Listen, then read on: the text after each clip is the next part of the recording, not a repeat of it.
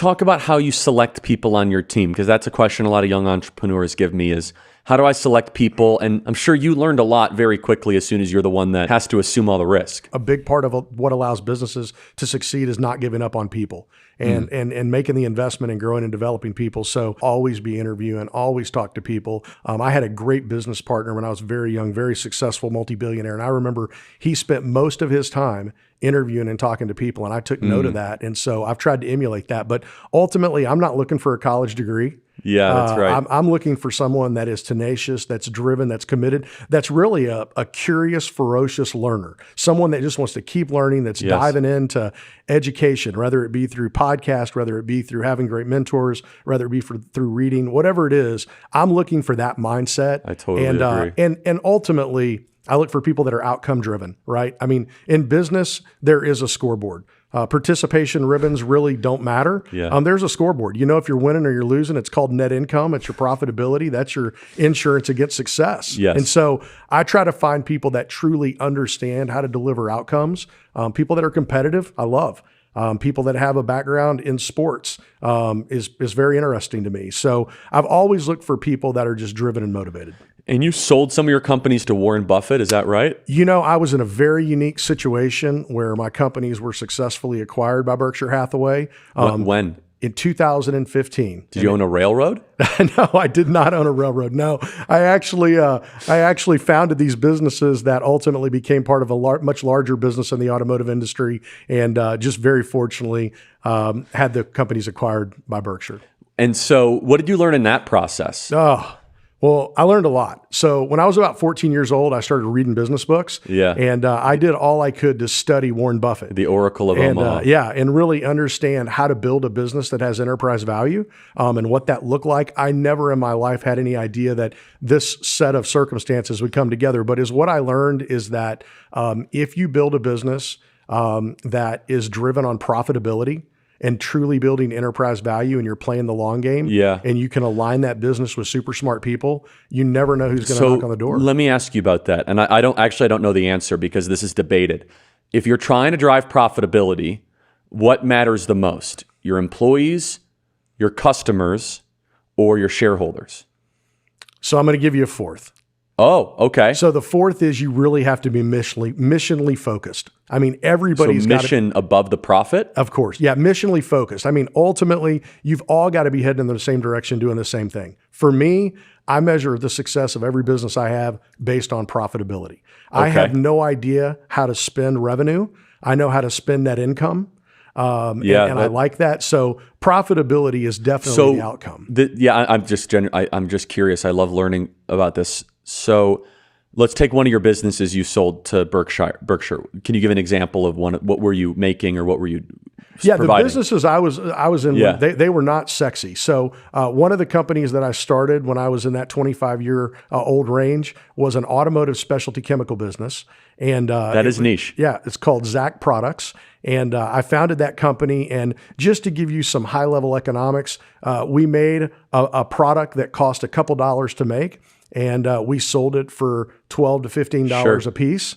And that left, by the way, a lot of margin, very high profit margins. So we were able to really invest in the education, the people, and the process that went around the product to get it to market. I could see why Warren Buffett bought that company. He loves companies like that are stable, that are kind of annuities, basically. You're never going to not need it. But in your particular business, it was about driving profitability. How do you balance that with quality? Every business, their greatest risk is to lose quality. Quality is number one. So you have to have quality. Obviously, profitability is a derivative of quality in many cases. But for us, every business I've ever been in, we just have not had the luxury of having subpar quality. So we've always focused on quality. And as I said earlier, I love margin.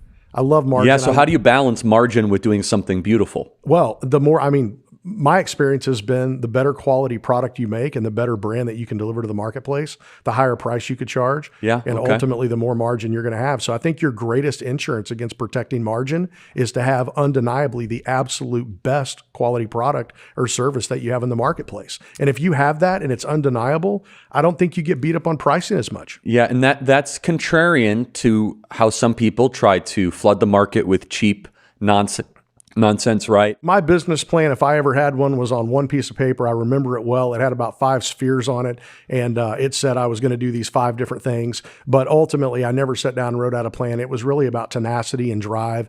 And entrepreneurs always talk about taking risk, and entrepreneurialism being wired for the risk. I really saw it as being more about the mystery of you really didn't know what was going to happen, but you were going to go after it, and you were going to be passionate, driven. And I learned early on that I was going to be as good as the people I could surround myself with. And the cool thing about being an entrepreneur is you can surround yourself with the smartest people in the world and you still get to keep your job because they're on your team and they're working with you. Is what I'm most excited about is extraordinary talent. I am hiring people. I love amazing people. I love smart. creative people. Every business that I'm in today, our growth and our success is totally dependent upon having extraordinary people that make the business grow. So I'm bullish on the talent that's out there. And I'm definitely bullish on, I think there's going to be an opportunistic time to buy. So, but in our companies right now, let me tell you what we're doing.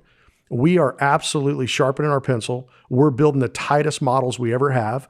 We're trying to gain operating leverage, and operating leverage is really hard. So when you have margin contraction, and you have supply chain issues, and you have costs going up in every area, it's hard to really optimize your operating margins. But we're working really hard at it. And yesterday I was with one of my teams all day, and we were going through our model, figuring out how can we protect this business and protect our margin in a down economy. And so it's gotten hard. It's funny, we talk about banking, and they require, in businesses that I'm in, some of them have leverage, right? Some of them have leverage, some of them have debt. Hopefully good ratios, but yeah. Great ratios. But the reality of it is the banks require us to have the most extraordinary models in the world to make sure we're well protected.